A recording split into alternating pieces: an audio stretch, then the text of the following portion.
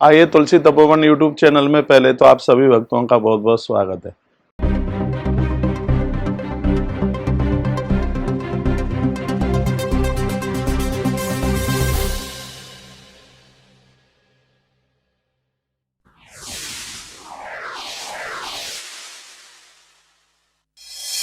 आइए तुलसी Tapovan YouTube channel में आप सभी भक्तों का बहुत बहुत स्वागत है। हम बहुत खुश हो रहे हैं क्योंकि इस समय नवरात्रा चल रही है।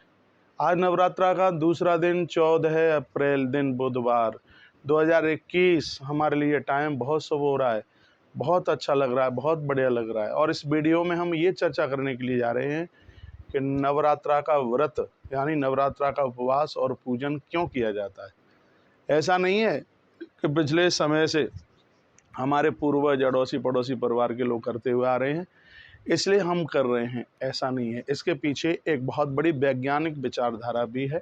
इसमें एक सामाजिक, पारमार्थिक और धार्मिक भी इसमें विचारधारा है। और वही बात मैं आपको पुराण के अंतर्गत में आपको शेयर करता हूँ। नवरात्रा का व्रत इसलिए किया जाता है कि शुक्राचार्य ने दैत्यों को बहुत मजबूत कर दिया था, बहुत बलिष्ठ कर दिया था। और इन दैत्यों ने इतना बड़ा तप किया, इतना बड़ा तप किया जिसमें देवता परास्त होने लगे थे। विधाता ब्रह्मा से इन्होंने वरदान मांग रखा था और वरदान में इन्होंने ये मांगा था हम किसी भी देव के हाथ से मरे नहीं। तो अब देवताओं के हाथ से तो बहुत दैत्य ऐसे थे कि वो मरने में नहीं आ रहे थे। तब ये सब देवता ब्रह्मा जी के पास जाकर के रोए और जाके कहा, ये मैं मार्कंड पुराण से मैं आपको कुछ बातें बीच में रख रहा हूँ।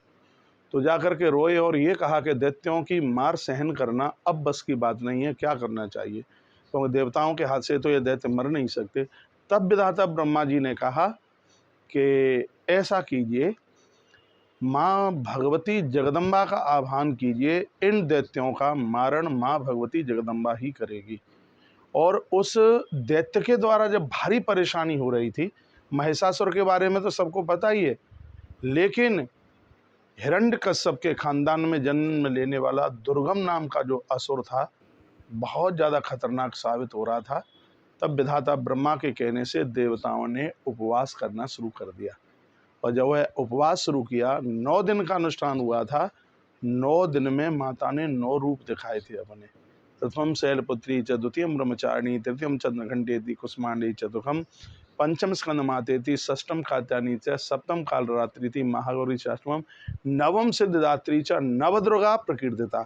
9वें दिन मैया ने दुर्गम निशाचर को जाकर के मारा, तभी तो माँ का नाम दुर्गा हुआ है, तभी तो उस जगत जननी का नाम दुर्गा हुआ। तो निशाचरों को माँ ने खत्म किया, देवताओं को ताकत मिल गई। मैं इस व्रत के माध्यम से आपको ये बताना चाहूँगा, तप करने से, व्रत करने से, अन्न छोड़ने से हमें क्या मिलता है, ये व्रत हम क्यों करते हैं।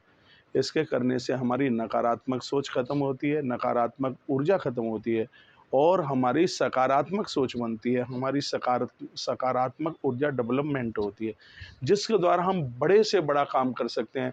मैं आप सबको निवेदन करना चाहूँगा, अन्न में बहुत बड़े दुर्गुण हैं। अन्न में आलस्य है, अन्न में प्रमाद है, अन्न में इतना आलस्य है कि काम करने का कुछ मन ही नहीं करता। हमारा उत्साह समाप्त न हो, हम दिन में सोएं नहीं, जागें, क्योंकि दिन में सोने से कोई भी अनुष्ठान है अपने आप में क्षीण हो जाता है। इसलिए रोटियां छोड़ने की बात कही। अन्न में 48 प्रकार के दोष हैं, मैं वर्णन करूंगा, बहुत टाइम लग जाएगा, इसलिए व्रत में अन्न छोड़ने की बात कही गई है। तप करने से सकारात्मक ऊर्जा बनती है, जप करने से सकारात्मक ऊर्जा बनती है। हम जिसका चिंतन करते हैं उसकी शक्ति हमारे अंदर उतर के आ जाती है। तप का अर्थ गीता में बताया कि ईश्वर के चरणों से जुड़ जाने का ही नाम तप है। तपस्या का मतलब है भजन, पूजा पाठ। जब जिस देवता का हम चिंतन करते हैं उस समय उस देवता की शक्ति पूरी की पूरी हमारे हृदय में आकर के वो संचारित होती है। और जब देवीय शक्ति हमारे अंदर उतर के आती है तो हमारी आसुरी प्रवृत्तियां समाप्त हो जाती हैं, हमारी नकारात्मक सोच समाप्त हो जाती है। और याद रखिएगा, जब नकारात्मक सोच जिसकी समाप्त हो जाती है, पूरी प्रकृति उसके उतंग भविष्य के लिए अपने कपाट खोल देती है। फिर व्यक्ति जहाँ भी पाँव रखता है, जिस दिशा में चलता है, उसके काम फटाफट बनते हुए जाते हैं, उसको सफलता मिल जाती है और पूरी सृष्टि का वो प्रिय हो जाता है। उसकी गलत भावनाएं वो ही खत्म हो जाती हैं। फिर सच में व्यक्ति परमार्थ के साथ जीता है, अच्छे सत्कर्मों के साथ, सत्कार्यों के साथ जीता है। इसलिए हमारे अंदर देवीय प्रवृत्ति चलकर आसुरी प्रवृत्ति समाप्त हो जाए, इसलिए हम व्रत करते हैं। मोह को जीतने के लिए, अहंकार को जीतने के लिए, काम को जीतने के लिए, राग और द्वेष को जीतने के लिए हम नवरात्रा में व्रत और माँ का पूजन करते हैं, उपासना करते हैं, साधना करते हैं।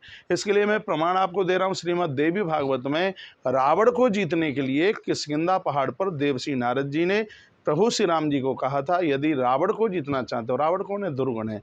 रावण कौन है? रावण मोह है।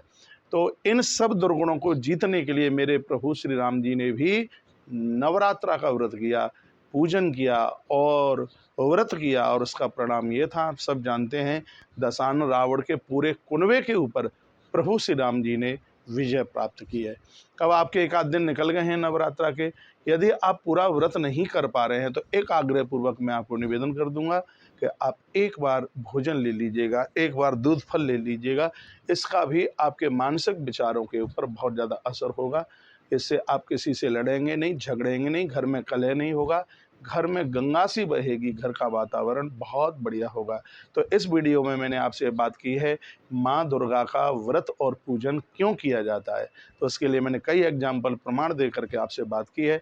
मुझे विश्वास है कि इस वीडियो की ये बातें आपको बहुत अच्छी लगी होंगी, बहुत बढ़िया लगी होंगी, और आपसे जुड़ करके मुझे बहुत अच्छा लग रहा है। आपका बहुत बहुत धन्यवाद, क्योंकि आपने वीडियो पूरी देखी है। इसलिए आप इस वीडियो को लाइक भी करें, शेयर भी करें।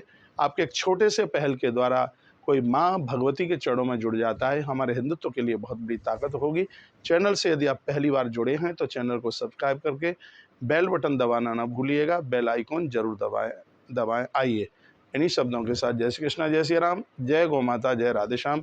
अगली वीडियो में मैं आपसे ये चर्चा करने वाला हूँ, क्या नवरात्रा के समय पर किसी दूसरे के घर का हम अन्न खा सकते हैं? क्या दूसरे के घर का हम भोजन कर सकते हैं? क्या दूसरे के घर हम जल पी सकते हैं? ये सबको जानकारी नहीं होती। अगली वीडियो में इस बात की मैं प्रमाण के साथ में चर्चा कर रहा हूँ। आइए मैं आपसे विदाई लेता हूँ।